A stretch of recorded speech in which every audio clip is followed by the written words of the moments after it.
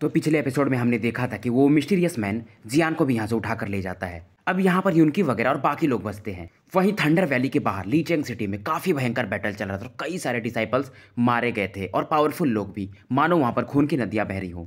और इधर thunder valley में जो डू टियानफेंग वगैरह रहते हैं और टियानहेंग वगैरह, ये लोग डिस्कस कर रहे थे कि इनका जो वाइस डेप्यूटी मास्टर था वही सबसे बड़ा स्पाई था और शायद अब वो मारा जा चुका है इनके थंडर वैली मास्टर के द्वारा। अभी लोग डिस्कस ही कर रहे थे, तभी यहाँ पर अचानक से स्पेस में थोड़ा फ्लक्चुएशन होता है और कुछ लोग प्रकट हो जाते हैं। और ये लोग आम लोग नहीं रहते, ये 5 लोग आए रहते और 5 4 स्टार डाउजियन लेवल के वॉरियर रहते हैं। और इधर टियानफेंग वगैरह ये 3 ही लोग रहते हैं। इधर लीचेंग सिटी को दिखाया जाता है, यहाँ पर 8 जो फैमिलीज रहती हैं वो एक के बाद एक लगातार बैटल कर रही थी और काफी ज्यादा धीरे धीरे घायल होती जा रही थी। इधर टांचेन ने उन 7 लोगों की पावर की मदद से लगातार इस सीनर को परेशान किए हुए थे, पर अब इनका स्ट्रेंथ जो था समय के साथ नीचे आना शुरू हो गया था। अब ये सीनर इनका मजा लेने लगता है। टांचन इसे फिलहाल इग्नोर करते हैं और एक पावरफुल अटैक थंडर पिलर इस पर लॉन्च कर देते हैं। अब ये इनका लास्ट अटैक था, अगर ये फेल हुआ तो ये 8 लोग मतलब इनका मरना यहाँ पर फिर तय रहेगा। इस बार ये सीनर भी यहाँ से भागता नहीं है, बल्कि इस अटैक को ब्लॉक करने के लिए चुपचाप तैयार था। अब ये सीनर भी अपना एक powerful attack evil soul overturning the sun use करता है। अभी ये दोनों लोग फाइट कर रहे थे, तभी यहाँ पर एक बंदा काफी तेजी से आता है और इधर सीन शिफ्ट किया जाता है। जियान को दिखाया जाता है, इसको भी सेम मेथड से उस सोल गार्ड ने सील कर दिया था, पर फिर भी जियान और अंकल वैली मास्टर एक दूसरे से बात कर रहे थे कि ये काफी बुरा होने वाला है। ये लोग बात कर रहे थे कि मुझे लगा नहीं था कि सीनर वगैरह भी सोल पैलेस को ज्वाइन कर लेंगे इस बैटल में। अब जियान इनसे पूछता है हमें करना क्या चाहिए। वैली मास्टर स्माइल करते और कहते हैं यहाँ पर 2 5 स्टार के वॉरियर हैं। अब मेरी डार्क डिजीज तुमने ठीक कर दी है और प्लस मेरे पास ये लीडी सेप्टर है, मैं आराम से इन दोनों से फाइट कर सकता हूँ। और ये स्माइल कर रहे थे। जियान इनको बताता है कि कीफे को वो अंकल गार्जियन लेकर चले गए, ये जानते थे। वैली मास्टर कहते हैं मैंने जानबूझकर इन लोगों के हाथ में लगा ताकि मैं इन सबको एक साथ मार सकूं। अब जियान भी देखता है कि अंकल वैली मास्टर का जो ऑरा था अच्छा खासा रिकवर हो चुका था, पहले के मुकाबले जब ये 5 स्टार डाउजियन पर थे उससे कहीं बेहतर।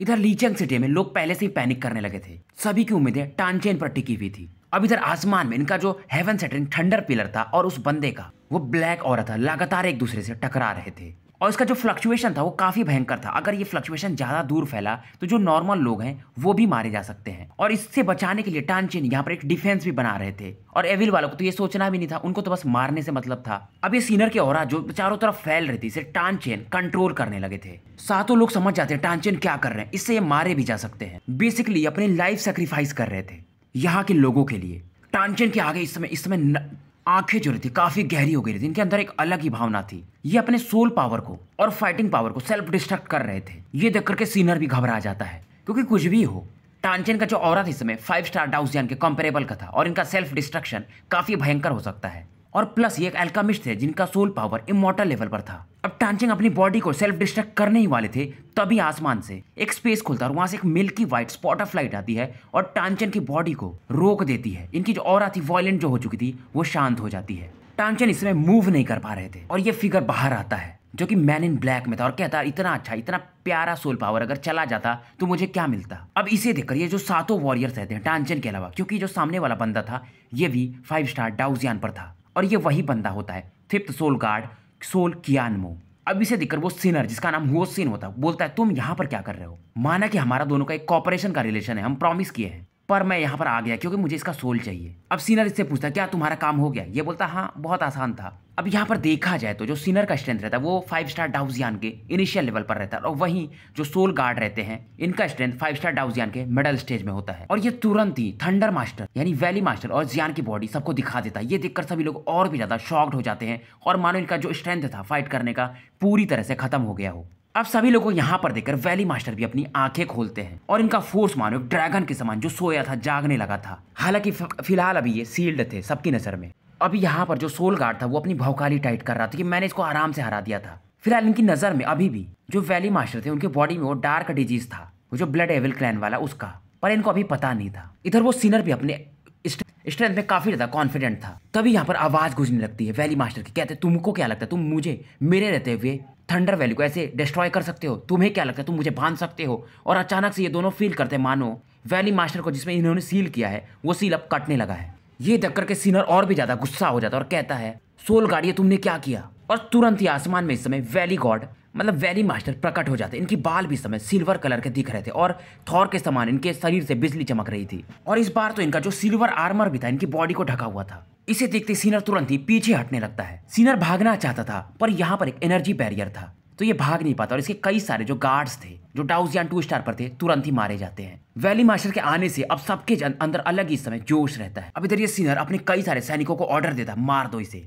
अब इधर जियान को भी अंकल टानचेन बाहर निकाल देते हैं। ये देख करके सोल गार्ड कहता है मानना पड़ेगा टियान होंग यानी वैली मास्टर तुम काफी सातिर लोमड़ी हो। फिर भी ये सोल गार्ड कहता है तुम्हारा प्लान काफी अच्छा था पर तुम एक अकेले हम 2 5 स्टार डाउजियान से कैसे फाइट करोगे, और शायद अगर तुम फाइट भी करोगे तो यही तुम्हारा डेड एंड होगा। वैली मास्टर कहते हैं देख लेते हैं कौन हारता है और कौन जीतता है। अब सोल गार्ड तुरंत ही सिनर को बोलता है आओ इससे फाइट करते हैं। एक स्ट्रेंज स्माइल दे रहा था ये और इसको मार देते हैं। सोल गार्ड अपना एरी ऑरा रिलीज करता है और वहीं ये जो सिनर था सी ऑफ फायर यूज करने लगता है और ये दोनों मिलकर इसमें वैली मास्टर से आसमान में काफी ऊपर में फाइट करना शुरू कर देते हैं। इधर वैली मास्टर भी ली डिसेप्टर निकाल लेते हैं और ये ली डिसेप्टर इनके काफी बेहतरीन कंट्रोल में था और इसमें से मिस्टीरियस फ्लक्चुएशंस निकल रही थी और ये इन दोनों के अटैक को एक ही ब्लॉक में एक ही मूव में ब्लॉक कर देते हैं। अब इधर जियान चुपचाप इन दोनों के बैटल को तीनों के बैटल को देख रहा था। सोल गार्ड एक powerful attack blood soul guard attack launch करता है। बेसिकली एक प्रकार का soul creature type of soul attack था। सीनर भी एक बार फिर से sea of fire the fire emissary attack use करता है। अब क्योंकि थंडर वैली मास्टर जो थे उन्होंने अपनी पूरी जिंदगी दे दी वेपन्स कलेक्ट करने में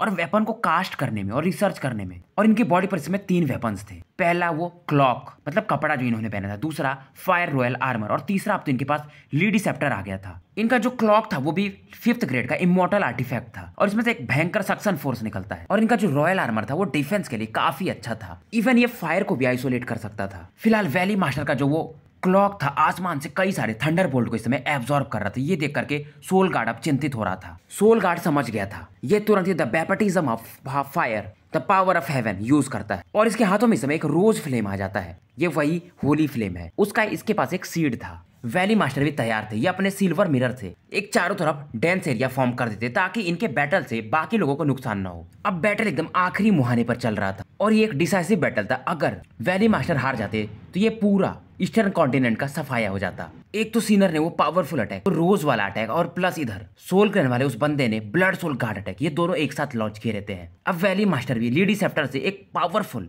अटैक इनकी तरफ लॉन्च करते हैं जिसमें से ग्रे कलर के थंडर निकल रहे थे, जिसे देख करके मानो इन दोनों का अटैक कांपने लगे हों।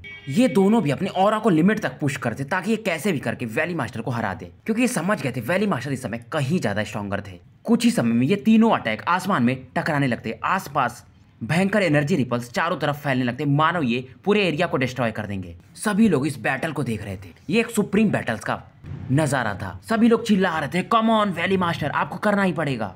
थोड़ी समय में सेंटर में एक भयंकर एक्सप्लोजन होता है और वो जो रोज फ्लेम था और साथ में वो ब्लड सोल एक्सप्लोड दोनों एक साथ एक्सप्लोड कर जाते हैं। अब इसके एक्सप्लोजन से जो वेव निकलता है जियान समझ जाता है ये इससे कहीं दूर भाग जाता है। जियान के जो 8 वॉरियर्स थे टांचेन वगैरह ये भी इस वेव के झोंके में ना आए, इसलिए इससे काफी दूर निकल जाते हैं। अब थोड़ी देर में एक्सप्लोजन शांत हो जाता है और तीनों वॉरियर्स ऊपर अभी भी दिख रहे थे। अब ये दोनों एक साथ कहते हैं ये कैसे हो सकता है, तुम्हारा स्ट्रेंथ 5 स्टार डाउस या लेट स्टेज में तुम्हारी बॉडी के अंदर तो वो डार्क डिजीज थी एविलोरा वाली, कैसे ये संभव है। ये दोनों काफी ज्यादा इंजर्ड होते हैं पर वैली मास्टर को ज्यादा फर्क नहीं पड़ा रहता है। वैली मास्टर के हाथों में अभी भी वो ली डिसेप्टर था और ये इन दोनों को एक अलग ही नजर से देख रहे थे। इधर वो जो बंदा था सोल पैलेस वाले यानी अंकल सोल गार्ड, वो उनकी नजर तुरंत ही जियान पर जाती है और ये कहते हैं ये सब तुम्हारी गलती है। ये समझ जाता है क्योंकि एविलोरा को बाहर एक होली फ्लेम निकाल सकता है, इसका मतलब इसी लड़के ने ऐसा किया होगा। जियान के आसपास का स्पेस ये बंदा तुरंत ही सॉलिडिफाई करने लगता है, मानो जियान अब मूव भी नहीं कर पा रहा था। पर तभी इसके अटैक को वैली मास्टर डिस्ट्रॉय कर देते हैं। अंकल 5th सोल गार्ड समझ जाते कि अब यहाँ पर कुछ नहीं हो सकता, पर ये यहाँ से भागने लगते हैं और कहते हैं कि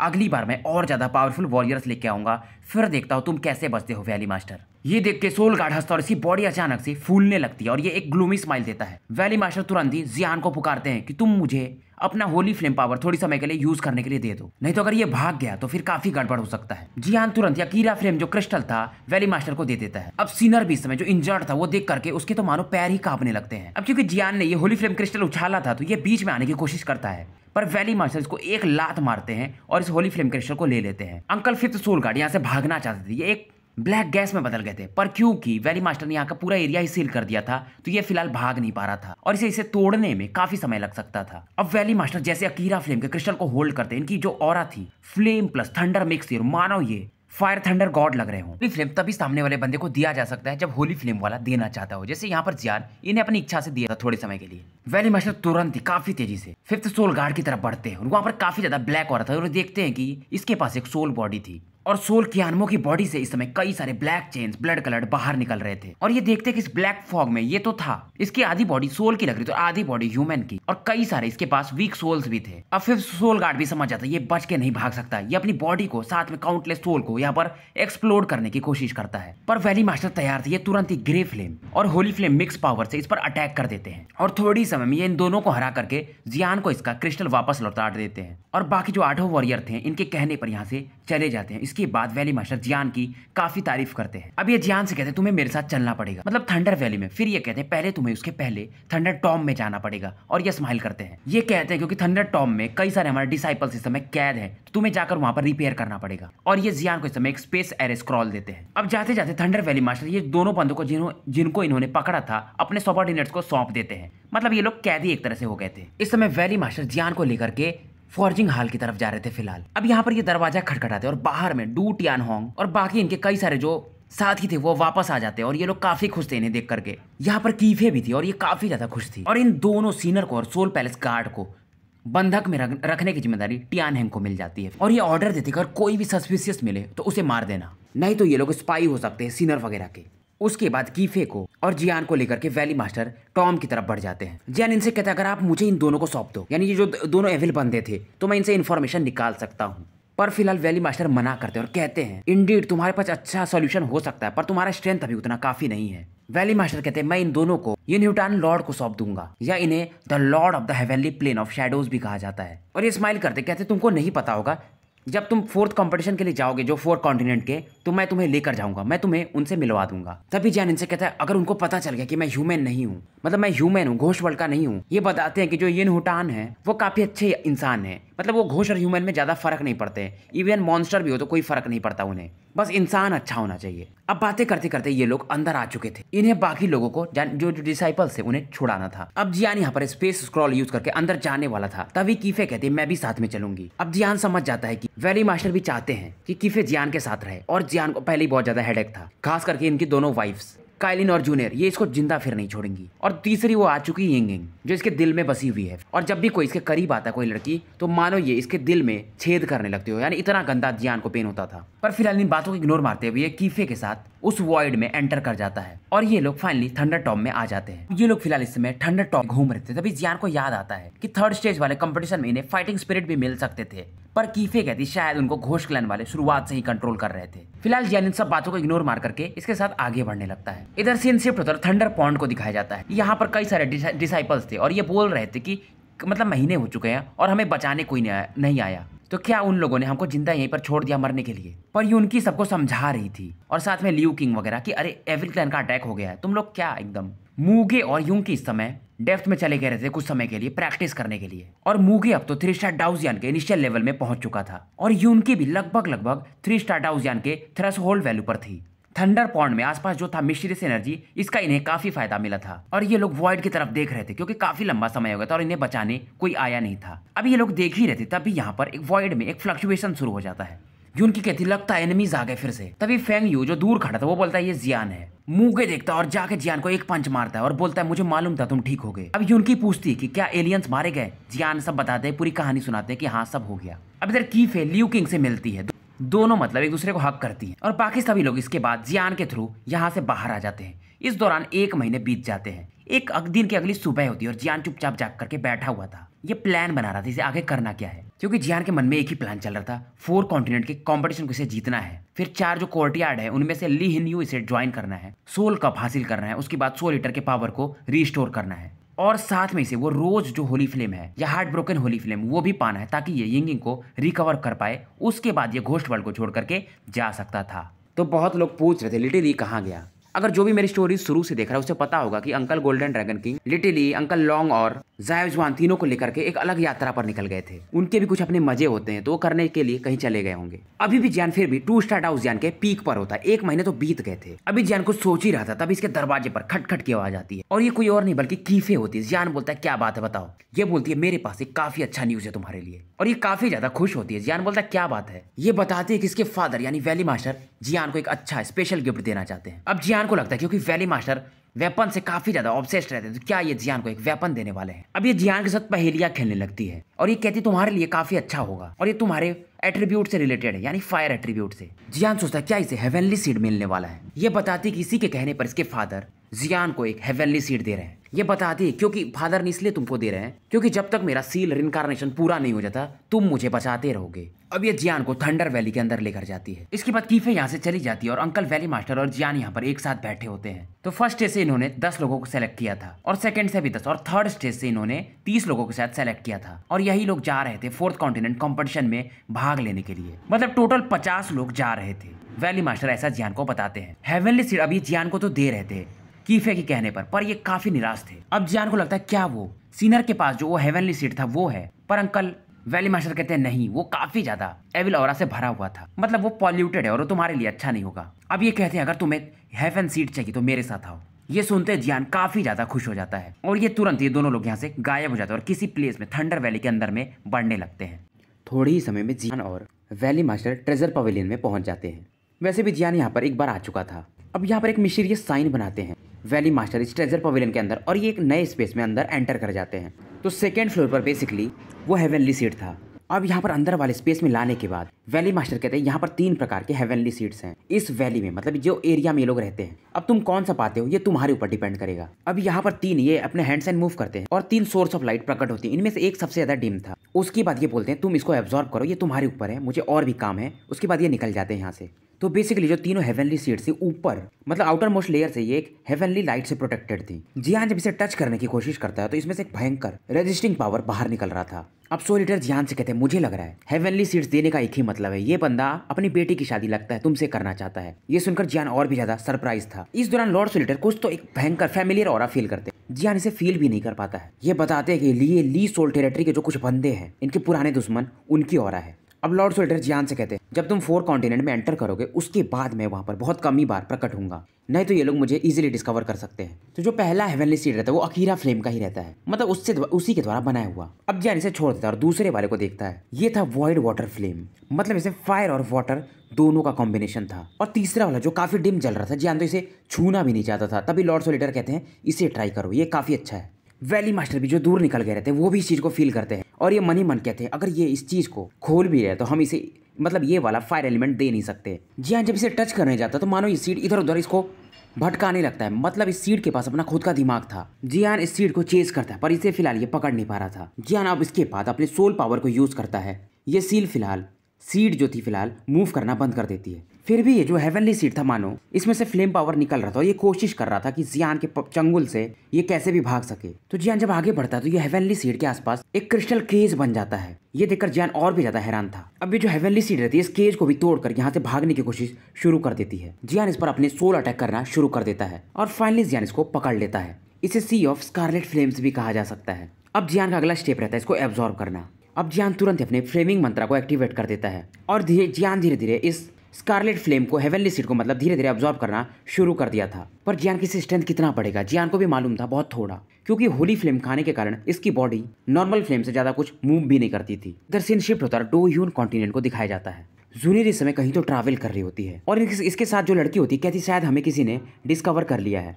जूनियर के साथ इस समय गू किंग होती है एक लड़की और ये बताती कि जब से हम अपने गूग लैंड से निकले हैं तब से शायद हमें कोई फॉलो कर रहा है। और गू किंग कहती शायद ये कोई तो है जो होली सी का है और ये थोड़ा जो स्टोरी है थोड़ा पास्ट की है, मतलब जियान के टाइमलाइन से शायद 1 साल पहले की ये स्टोरी होगी, 1 या 2 साल। तो गू किंग इस समय 9 स्टार डाउडी पर होती है। जूनियर इस समय काफी गुस्से में होती है, कहती है अगर होली सी वाले ने कुछ भी किया, इवन अगर उनके पीछे एंजल फैमिली भी हुई तो मैं उन्हें जिंदा नहीं छोड़ूंगी। यहाँ पर एक मैन इन वाइट होता है और इसको कई लोग आकर बता रहे होते हैं कि हम दोनों लड़कियों को पूरे जंगल में चारों तरफ से घेर चुके हैं और यहाँ पर जो भी बंदे आ रहे थे वो कम से कम 7 स्टार डाउडी से लेकर के 8 स्टार डाउडी के आसपास के होते ही हैं। और जो ये व्हाइट कलर का कपड़ा पहना बंदा था इसका स्ट्रेंथ 9 स्टार डाउडी के आसपास होता है। और एक और बंदा यहाँ पर होता है जो ब्लू कलर के कपड़े पहने होता है, इसका स्ट्रेंथ हाफ डाउजियन लेवल पर होता है। और फिलहाल इस समय जूनियर का स्ट्रेंथ 5 स्टार डाउडी पर होता है। तो यहाँ पर टाइमलाइन थोड़ी अलग है, मतलब शायद जियान जब जुआनलिंग कॉन्टिनेंट रहा होगा ये तब की स्टोरी है। अब ये बंदा होली सीखा होता है और कहता है तुम लोग वैसे भी अगर अपने वेपन्स डाल देते हो और हमारे साथ आ जाते हो तो हम तुम्हें कुछ भी नहीं करेंगे। गू किंग इस समय काफी ज्यादा सीरियस होती है और कहती शायद अब हम यहाँ से निकल नहीं पाएंगे। जूनियर भी समझ जाती, कहती जब मैं फ्यूचर में स्ट्रांग हो जाऊंगी ये लोग मुझे कैसे रोकेंगे जियान को पाने से, और मैं इन्हें याद रखूंगी। और वैसे भी ये 2 ही लोग होती है और शायद इनके सामने कम से कम 10 से 15 बंदे थे। अब ये कहती मैं जाने के बाद होली लैंड जाऊंगी। ये सुनकर के गूकिंग आश्चर्य में थी, क्योंकि यहाँ पर ये जो प्लेस था होली लैंड, यहाँ पर एंशिएंट पावर हाउसेस रहते थे और 1000 सालों में शायद वहाँ पर कोई जाता भी नहीं था। अब ये सुनकर के गूकिंग भी काफी ज्यादा खुश हो जाती है, क्योंकि अगर जूनेर वहाँ पर एंटर करेगी तो ये काफी ज्यादा पावरफुल होकर बाहर निकल सकती थी। अब इसके बाद तुरंत ये लोग सिल्वर स्क्रॉल पटकते हैं और डायरेक्टली यहाँ से गायब हो जाते हैं। और जाते जाते जूनेर अपने मन में सोचती है, होली सी वालों यानी कि सन ऑफ लाइट, तुम इस बार लकी थे पर अगली बार नहीं। अब ये देख करके वो जो बंदा था शिंग, ये काफी ज्यादा गुस्सा हो जाता है। उसके बाद ये लोग भी होली सी हेडक्वार्टर लौट जाते हैं। अब जो हेडक्वार्टर था होली सी का, उसको दिखाया जाता है। यहाँ पर वही सन ऑफ लाइट को दिखाया जाता है और इसके बॉडी में जो लाइट एट्रीब्यूट था काफी ज्यादा पावरफुल था। मतलब इसको फिलहाल जीनियस माना जाता था होली सी में। इसका असली नाम था लियू वेइंगांग। और इसको वो बंदा जो सिंह ही था आता है और बताता है कि हमारा मिशन फेल्ड हो गया, वो लड़की भाग गई। और भागने के उन लोगों ने एक स्पेस क्रॉल यूज किया था। ये वही सिंह ही बंदा है जो जूनियर पर अटैक करने गया था और इसका स्ट्रेंथ जो है हाफ स्टार डाउजियान पर था। सन ऑफ लाइट इसको गुस्से में दूर फेंक देता है और कहता है यहाँ से निकल जाओ। और ये कहता है जूनियर मैं तुम्हें पाकर रहूंगा। अब इधर सीन शिफ्ट होता है और गू क्लैन को दिखाया जाता है। यहाँ पर एक लेजी ओल्ड मैन सोए हुए थे। तभी यहाँ पर फ्लक्चुएशन होता है और ये देखते हैं कि यहाँ पर जूनियर और जू किंग आ गई हैं। जूनियर आती तुरंत इनसे कहती मास्टर मैं होली लैंड में एंटर करना चाहती हूँ। इसके जो मास्टर थे उनका नाम था पियरलेस हेवनली एम्परर। ये कहते हैं नहीं, होली लैंड काफी ज्यादा डेंजरस है, वो तुम्हारे लिए अच्छा नहीं होगा। अब ये जूनियर की आंखों में एक फॉर्म लुक देखते हैं और कहते हैं ठीक है। ये बोलते हैं आज आराम कर लो, कल मैं तुम्हें वहां पर ले जाऊंगा। पर जूनियर कहती नहीं, मुझे आज ही एंटर करना है। जूनियर का प्लान अलग ही था, इसे जल्दी से जल्दी स्ट्रांग होना था। इसके मास्टर तुरंत ही इस समय वॉइड लैंड पर थोड़ा अटैक करते अपने पाम से और वहां पर एक पासेज बन जाता है। यही था होली लैंड जाने का रास्ता। ये मतलब जूनियर को समझाते हैं कि यहीं से तुम एंटर करोगे और ये तुम्हें गोल्डन जायंट गेट की तरफ ले जाएगा। और इसे लग रहा था जूनियर को मानो ये जो जगह है उसको बुला रहा हो। इसका जो गोल्डन एम्परर फ्लेम था शायद उसका यहाँ पर विकास हो सकता था। जूनियर यहाँ से तुरंत ही गायब हो जाती है और होली लैंड में आगे बढ़ने लगती। जूनियर के जाने के बाद हेनरी एम्परर जो थे ये कहते हैं लव हर्ट्स द मोस्ट। और जूनियर मैंने जो भी किया तुम्हारे लिए ही किया है। हालांकि मेरे बस में कुछ नहीं और मैं थोड़ा स्वार्थी हूँ, पर शायद मुझे तुम निराश नहीं करोगे। और होली लैंड में एक मिशन है, शायद तुम उसे खुद समझ जाओगे और उसे पूरा कर लोगी। अब इसी डोइन कॉन्टिनेंट पर एक मिस्टीरियस जगह था जहाँ पर कई सारे लोग, मतलब यहाँ पर हमेशा डार्कनेस ही रहता था, मानो बंदी बनाए गए थे। और कई लोग तो इसमें कोमा में भी पड़े थे और ये काफी लोग स्ट्रांग थे। और यहाँ पर कई सारी डार्क ऑरा मानो यहाँ पर गार्ड कर रही थी इन्हें। और ये बेसिकली सोल पैलेस के मतलब सोल क्लैन वाले होते हैं और यहाँ पर गार्ड कर रहे होते हैं। अब इनको पता चल जाता है कि जुआनलिंग कॉन्टिनेंट में इनके जो 2 बंदे गए थे वो मारे जा चुके हैं और दोनों 2 स्टार डाउजियान के थे। और यहाँ पे एक पिंक फ्लेम वाला फिगर भी था। अब ये जो बंदा रहता सुनता और कहता कैसे, क्योंकि जुआनलिंग कॉन्टिनेंट में तो टॉप लेवल का बंदा ही 1 स्टार या 2 स्टार डाउजियान का है, तो हमारे सोल पैलेस को कैसे मार सकता है। ये सुन के ये लोग भी कहते हमें भी नहीं समझ में आया। ये कहते हैं कि मैं जाऊंगा और वहां पर पता लगाऊंगा। तो ये गाइड स्टोरी उसी समय की जब किंग जुआनलिंग ने उन दोनों 2 स्टार डाउजियान के बंदों को जो सोल हॉल के थे मार दिया था। और जब भी ये पिंक फिगर प्रकट होता है यहाँ पर जो भी ब्लैक ऑराज रहती है मान उनके सामने घुटने टेक देती थी। और यहाँ पर कुछ लोग जो बेहोश थे उनमें से एक बंदा ऐसा था जो जानबूझकर बेहोश करने की एक्टिंग किया था। अगर पियरलेस हेवनली एम्परर होते तो शायद इस बंदे को पहचान जाते। ये जो एंशिएंट क्लैन है यानी गू क्लैन के पैट्रियार्च थे यानी ओनर, ये कोई और नहीं बल्कि गू युवान होते हैं। ये वो वाले गू युवान नहीं, ये गू क्लैन के पुराने वाले लीडर हैं। और इनका स्ट्रेंथ फिलहाल 6 स्टार डाउजियान पर होता है। और ये भी इन बेड़ियों में बने हुए थे, पर जानबूझ करके ये अचानक से जागते हैं और यहाँ पर जो भी सोल क्लैन के बंदे थे एक करके एक सबको मारने लगते हैं। इनमें से कई सारे तो इन पर इमॉर्टल लॉक लगाते हैं, पर इनको ज्यादा कुछ फर्क नहीं पड़ता है। यहाँ पर कई सारे वॉरियर्स जो थे वो 4 स्टार डाउजियान के थे, पर गू युवान इनको मानो चींटियों के समान मसल देते हैं। गू युवान इनसे पूछते हैं कि तुम्हारे हॉल ऑफ सोल वाला चाहता क्या है, मतलब तुम्हारा सोल मास्टर। ये लोग कुछ भी नहीं बताते हैं, तो गू युवान भी इन्हें छोड़ते नहीं और एक एक करके सबको मार देते हैं। ये वही सोच रहे होते हैं। ग्रेट 1001 में आने के बाद भी ये लोग सोल क्लैन वाले वैसे के वैसे ही हैं। ये लोग बेसिकली एक हाई लेवल पैसेज से बाहर जा रहे थे कहीं पर और इनके पास सोल पैलेस का कुछ तो इन्फॉर्मेशन लगा था। यहाँ पर जब ये लोग इंट्रोगेट करने आए थे तो सोल क्लैन वालों के प्लान में फंस गए थे। ये सभी लोगों को यहाँ पर छुड़ाते हैं और सबको बाहर जाने के लिए कहते हैं। इनके जो सेवक रहते हैं मतलब जो गार्ड वगैरह, ये इनसे पूछते हैं आप नहीं जा रहे हो। ये बोलते हैं नहीं, मेरा हिसाब है, मैं सोल क्लैन के यानी पैलेस हॉल के मास्टर से मिलकर ही जाऊंगा। तो फिलहाल जो डोयून कॉन्टिनेंट था उसका माहौल काफी ज्यादा टर्बुलेंट चल रहा था। अब इसी डोयू कॉन्टिनेंट पर ही एक काफी मिस्टीरियस वॉइड था और इस वॉइड को ऐसा माना जाता था भगवान के द्वारा श्रापित जगह। और इस वॉइड ऑफ नथिंगनेस में कोई और नहीं बल्कि जियान के द्वारा पहचाने गए फिगर यानी कि एल्डर झूकुन फंसे होते हैं। और ये एक ड्रैगन प्रजाति के ही थे। एल्डर झूकुन को बस इतना ही याद था कि जियान के बाद ये यहाँ पर पहुंच गए थे। अब फिलहाल ये यही सोच रहे थे कि जियान वगैरह के साथ क्या हुआ होगा।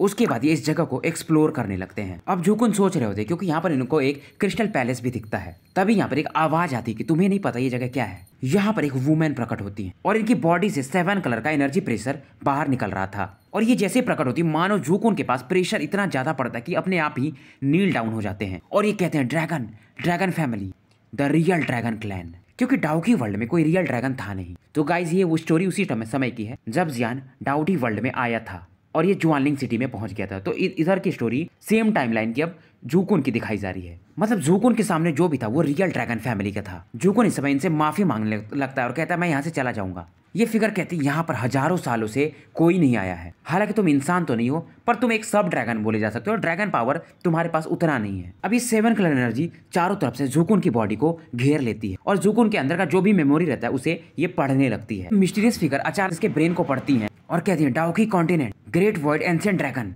अच्छा तो तुम्हारी एक बेटी भी है जो काफी ज्यादा गिफ्टेड है और उसका नाम जियान है। जूकुन अब और भी ज्यादा मतलब चिंतित हो जाते हैं। अब ये कहते हैं कि जब तुम्हारा शन डाउ जियान पर पहुंच जाएगा तब मैं तुम्हारी बेटी जियान को यानी जिया को भी लेकर आऊंगी और जब मैं अपना पूरा लाइफ एफर्ट दे दूंगी तब यहाँ पर एक रियल ड्रैगन गॉड प्रकट होगा, गोल्डन ड्रैगन किंग। और ये कहती है गोल्डन ड्रैगन किंग और मैं तुमसे अपना आखिरी बदला लेकर रहूंगी। और ये फिलहाल जूकुन को कंट्रोल करने लगती हैं और तुरंत ये जो क्रिस्टल पैलेस अभी प्रकट हुआ था गायब हो जाता है। अब जूकुन को इस ग्रेट मास्टर ने पकड़ा था। अब मुझे भी नहीं पता ये औरत थी या पुरुष, पर मेरे मुंह से मतलब औरत निकल गया था। पर एक चीज तो पक्का है, शायद इनका रिलेशन गोल्डन ड्रैगन किंग से है, तभी ये उनसे बदला लेना चाहती है और ये भी ड्रैगन क्लैन की ही है शायद। अब इधर सीन शिफ्ट होता है और थंडर वैली को दिखाया जाता है। मतलब हम लोग फिर से प्रेजेंट टाइम में आ चुके हैं।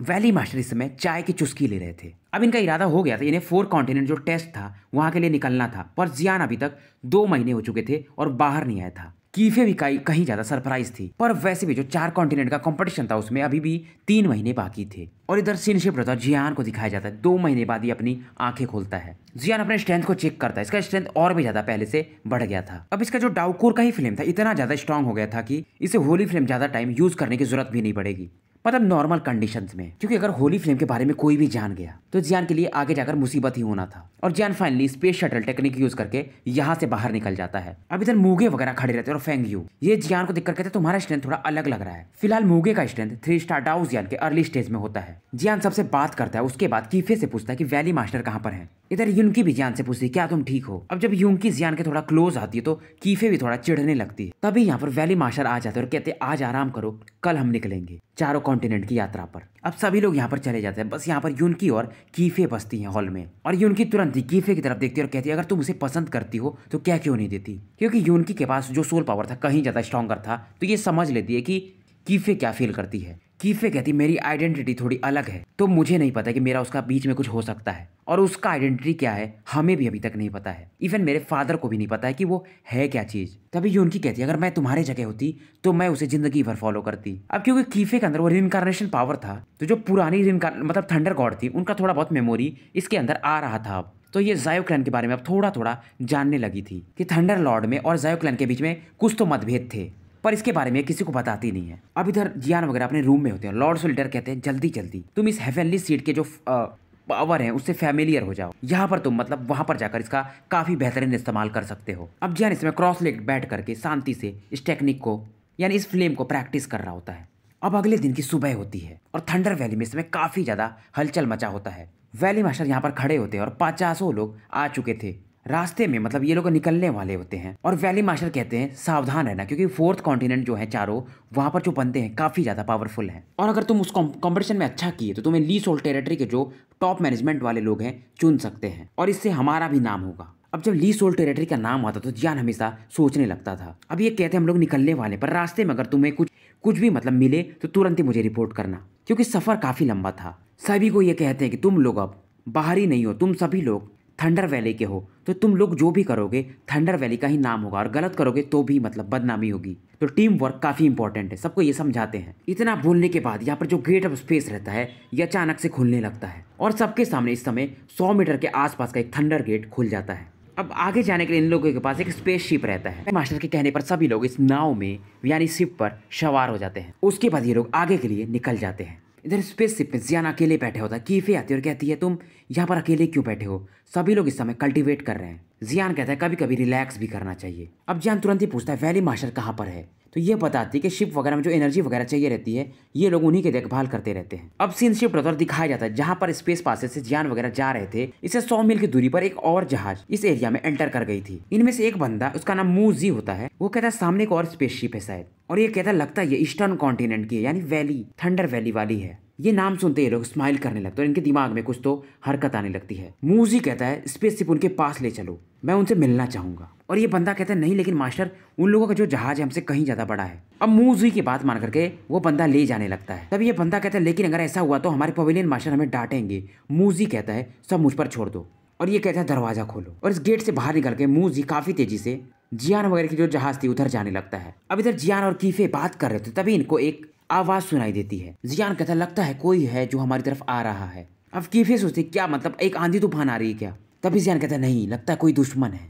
जियान कहता है वैसे भी हमारे मास्टर लोग इस समय स्पेसशिप की देखभाल कर रहे हैं, अगर वो डिस्ट्रैक्ट हुए तो कुछ भी गड़बड़ हो सकता है। जियान तुरंत ही गायब होता है और स्पेसशिप के टॉप पर पहुंच जाता है। अब मूजी भी जियान को देखता है और हंसता है। जियान इससे कहता है तुम हमारे स्पेसशिप पर अटैक क्यों कर रहे हो? मूजी तुरंत ही जियान पर एक फिनिक्स फ्लेम पावर टाइप से अटैक कर देता है। ये जियान की बात सुनने को भी तैयार नहीं था। अब जियान भी तुरंत ही red flame sea of fire यानी जो हेवनली सीड था उसके पावर से एक अटैक बनाता है और इसके अटैक को इवेंटली ब्लॉक कर देता है। तभी यहाँ पर आवाज गूंजती है और थंडर वैली मास्टर आ जाते हैं और कहते हैं मैंने तुम्हारे पवेलियन वालों को पहले भी मारा है। इनके पवेलियन का नाम होता है जीउन पवेलियन, तो ये उम्मीद मत करना कि मैं तुम्हें इस बार छोड़ दूंगा। और ये बंदा मूजी कहता है कि इस बार तो मैं उसका बदला लेकर रहूंगा। और वैली मास्टर के एक अटैक से मूजी काफी दूर फेंक दिया जाता है। अब कीफे तुरंत ही बताती कि ये लोगों ने मेरे फादर को मतलब फंसा लिया था इनके क्लैन के किसी लड़की से शादी करने के लिए, पर मेरे फादर माने नहीं। और इनमें से एक बंदा जो था जो इन्हें परेशान कर रहा था इसके फादर को, उन्होंने इसे मार भी दिया था। इस समय कीफे बताते बताते थोड़ा हंस भी रही थी, मतलब इनके एक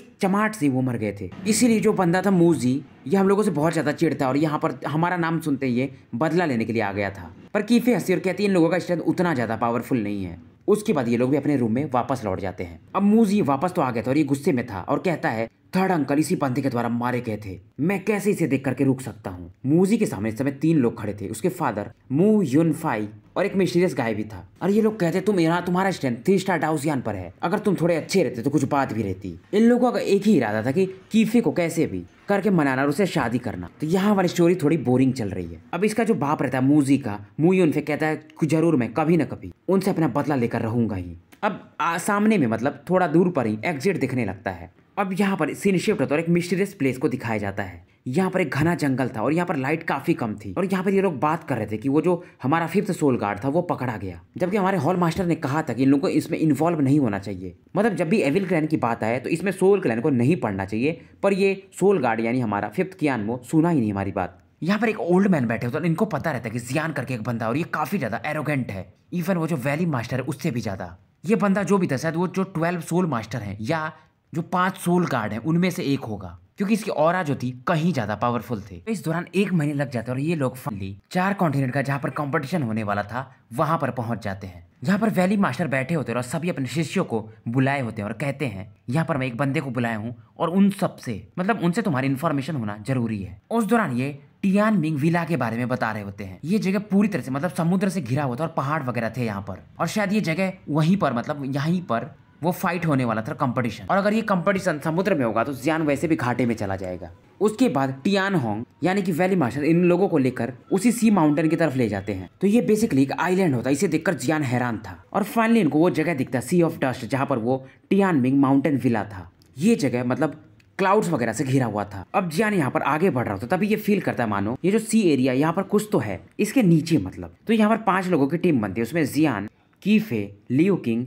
युंकी और मूगे होते हैं। तो ये लोग डायरेक्टली बड़े बड़े जहाज से नहीं जा सकते थे, तो सबको मतलब 5 वाली टीम को एक एक जहाज मिलता था। अब ये लोग आगे बढ़ रहे होते तभी सी में से एक वेव निकलती है और इनके जहाज को डैमेज कर देती है। और वैसे भी वैली मास्टर ने कहा था जब तुम लोग इस एरिया में एंटर करोगे तो शुरुआत में ही तुम्हारा एक टेस्ट होता है, अगर तुम लोग उसे भी पास नहीं कर पाओगे तो आगे बढ़ने का मतलब क्या है। जियान उसको इस बात को याद करता है और ये स्माइल करने लगता है। उसके बाद ये अपनी सोल पावर से आसपास के एरिया को एक्सप्लोर करना शुरू कर देता है। यहाँ की स्टोरी तो मुझे भी बोर मार रही है। अभी लोग आगे बढ़ ही रहते तो अभी इनको सी में एक मिस्टीरियस क्रिएचर दिखता है। वैली मास्टर देखते और खुश रहते हैं, चलो तुम्हें कुछ तो मिला। और यही मिस्टीरियस क्रिएचर इन लोगों के जहाज को डुबाना चाहता था। अब जियान यहाँ पर जो कोल्ड सी वाटर था उसे टच करता है। टच करते ही मानो इसका जो फाइटिंग हो रहा था अचानक से खत्म होने लगता है। अब जियान तुरंत ही यहाँ से फिर से उतर के मतलब अपने को छुड़ा करके फिर से इस बोट में वापस लौट आता है। यूनकी भी समझ जाती है और कहती है ये पहला टेस्ट है टियानमिंग विला में एंटर करने का। अब जियान को सॉल्यूशन तो मिल गया था, पर ये फिर भी बाकी लोगों से पूछ रहा था। अब जियान कहता है मेरे पास आइडिया, अब तुम लोग सुन लो। ये लोग अभी सी वाटर में थे और धीरे धीरे इनका नाव आगे बढ़ रहा था। अब क्योंकि इनका जहाज होता था पहले से डैमेज था, पर जियान ने कुछ प्लान बना था। ये और ये उनकी तुरंत ही सी वाटर में कूद जाते हैं। हालांकि इनका जो ऑरा था काफी तेजी से ड्रेन होना शुरू हो जाता है और जो नीचे में वो मिस्टीरियस क्रिएचर रहता है जियान और यूनकी मिलकर के अपने सोल पावर से इस पर अटैक कर देते हैं। अब ये जो मिस्टीरियस क्रिएचर था कहता है तुमने अच्छा किया और अचानक से गायब होकर के एक ह्यूमन में बदल जाता है और इसका स्ट्रेंथ भी 3 स्टार डाउजियन के मिडल स्टेज में होता है। अब ये बंदा कहता है वैसे मैंने अपने को इंट्रोड्यूस नहीं किया, मेरा नाम है। फिर ये बताता है कि मैं हिडन सोल सोसाइटी का हूँ और ये जो सी ऑफ डस्ट है ना यहीं पर हमारा हिडन सोल सोसाइटी रहता है। और ये काफी एरोगेंटली जियान वगैरह से बात कर रहा था। अब यूनकी भी फील करती है जियान पानी में आने के बाद से इसका ऑरा थोड़ा लिमिट हो गया है। ये कहती मैं फाइट करती हूँ, जियान कहता है नहीं, स्माइल करता है और कहता है मैं इसको आराम से संभाल लूंगा। अब ये बंदा भी जियान की तरफ देखता है और कहता है तुम 2 स्टार डाउजियन के पीक के बंदे मेरे सामने बोलोगे। जियान तुरंत ही पानी से थोड़ा ऊपर उछलता है और अपने जुवान रूलर से एक पावरफुल फ्लेम अटैक इस पर कर देता है। अब ये बंदा देखता है और कहता है फायर एट्रीब्यूट। अब ये बंदा क्योंकि ये समुद्र का एक निवासी था, ये तुरंत ही समुद्र के पानी को उछालता है और जियान के अटैक को ब्लॉक कर देता है। इधर दूसरे वाले जहाज से यूवरान रन वगैरह आ रही होती है, ये जियान को देखती हैं पर फिलहाल यहाँ पर जियान इससे लगातार फाइट कर रहा था। जियान इसको अपने 7th layer breaking the sky ruler से यूज करता है, मतलब अटैक करता है, फिर भी ये बंदा इसको ब्लॉक कर देता है। पर जियान एक चीज फील करता है, इसका अटैक आगे तो बढ़ रहा था पर पता नहीं क्यों यहाँ का जो एरिया था मतलब एटमॉस्फेयर था कैसा था, इसका अटैक अपने आप पहले से ही थोड़ा वीक होकर जाता था। अब जियान भी सोचने लगता है अगर ये पहला टेस्ट ही पार नहीं कर पाएगा तो क्या मतलब है। अब इधर ये आदमी भी कहता है ये लड़का हालांकि थोड़ा वीक है पर फिर भी इसका जो फ्लेम है काफी वियर्ड है और ये कहता है मेरे मास्टर काफी खुश होंगे। अभी जो हिडन सोल सोसाइटी थी ये इसी सी ऑफ डस्ट में तो रहती थी पर ये किसे सर्व करती थी, यानी किसके लिए काम करती थी किसी को पता नहीं था। अब यूनकी कहती मुझे आगे आने दो। अब यूनकी इस बंदे से फाइट करने लगती है और जियान को थोड़ा ये समय दे देती है। यूनकी को देखकर ये बंदा हैरान था क्योंकि यूनकी का जो स्ट्रेंथ था वो 3 स्टार डाउजियन के अर्ली स्टेज पर था। मूगे भी आगे आ जाता है इस बंदे के अटैक को ब्लॉक करने के लिए। अब जियान समझ जाता है यूनकी इसको एक मेडिसिन देती है, इससे यहाँ पर जो इसको रेजिस्टेंस फील हो रहा था वाटर से ये कंप्लीटली गायब हो जाता है। जियान तुरंत ही क्रॉस लेग बैठ जाता है और ये अपने नीगोंग वांग को एक्टिवेट करता है और मानो इस समय जो समुद्र यहाँ पर बाढ़ आने लगा हो क्योंकि जियान अपने कोर इनक्रिप्शंस को कंडेंस करना शुरू कर देता है। तो स्टोरी यहीं पर समाप्त करते हैं, नहीं तो रात को 9 बज जाएंगे और मुझे भी थोड़ा सोना है क्योंकि कल रात से अपन 4 ही घंटे सोए हैं। तो मिलते हैं सुबह एक नए वीडियो के साथ। Good night.